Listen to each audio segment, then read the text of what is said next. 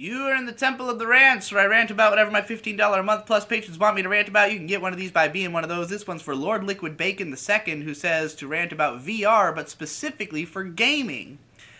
I don't have a ton of experience with VR. I do remember my very first one, which was at BronyCon. There's actually a video of this somewhere in my BronyCon vlogs. They're probably in the every YouTube video featuring Digibro playlist. But me and some of the PCP guys were in the dealer's room, and there was a guy who was building like a virtual, I guess just like walk around game, where you walk around Ponyville and interact with ponies. And it was my first time wearing an Oculus Rift, and it was very dizzying and kind of jarring, because it's like you simultaneously can move around with the joystick, but you also look around with your head, and it caused me to like want to walk. Like, it made me feel like I should be able to move by taking a step forward. And so like I almost tripped up over myself, and like I had moments where I just started getting vertigo, because it was like, I can't manage the disconnect between the fact that it feels like I'm in this environment, but I am not, and I'm moving with the controller, but looking with my head. It's like, it's a lot to process all at once. I'm sure you can get used to it, but I'm also somebody who gets like dizzy really easily with this kind of stuff. Like, I can't even watch 3D movies because they make my fucking eyes bleed. Like, I will be literally like tears streaming down my face trying to watch a 3D movie.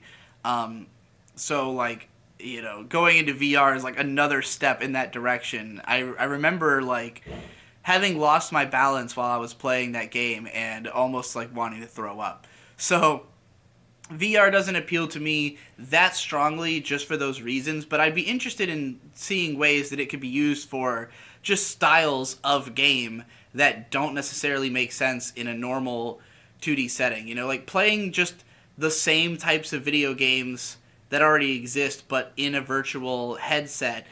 I understand how it could be seen as more immersive, but I think, again, having to manage the difference between what your head is. I guess you're looking at your head as the second thumbstick. It's like the left thumbstick is movement, and the right thumbstick is just your actual head. But then you wouldn't be able to make like quick turnarounds and stuff for like shooter games and shit like that. And I'm somebody who, when I'm playing a video game, I'm constantly moving the camera around, like constantly adjusting perspective. So I could see it being difficult to manage the habit of doing those things at once. But like, if there was a game that really doesn't have that style of movement, isn't using two sticks inherently, or is just about looking around, it could be more exciting. But yeah, again, if I'd have to get, like, I kind of want to get like a PSVR at some point. They're all more expensive than I want to pay for them. Like $300, pretty much at the minimum. Like, it's a lot to invest for something I don't know if I'll be into. For something that, like, I don't know if I'll ever get used to it. I don't know if there's enough games I'll want to play in VR. Super Bunny Hop has a bunch of great videos about VR and gaming, sort of advocating for it, being one of the people who is really into it, who doesn't have the problems of like feeling sick or anything like that, and has explored some really crazy things you can do with it.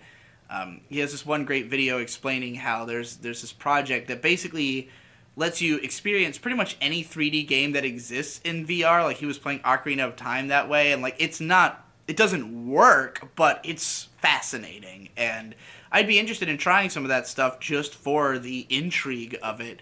But I also kind of, like, it would be easier for me if it was something that had caught on. Like, if people had a lot of interest in VR, if, like, people really were looking at it as, like, everybody's jumping on it and all the hottest new titles are VR games, then I'd be like, I have to hop on this bandwagon, just for the sake of being able to make videos about those games.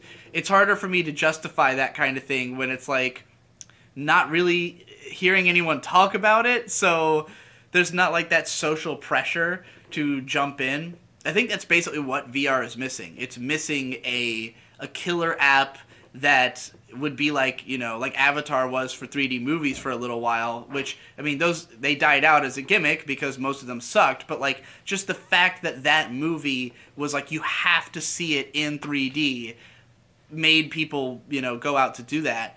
And everybody was talking about it. So like if there was a VR game that was like a 10 out of 10 masterpiece that only could be appreciated in VR, was built around it, and like, critics were all praising it, and then gamers who played it were all praising it, and it spread around, I think it would cause a lot more people to buy those headsets. But as it stands, it still kind of feels like it's on shaky ground. Like nothing has come out that truly, is drawing that kind of attention. It seems like an imperfect technology.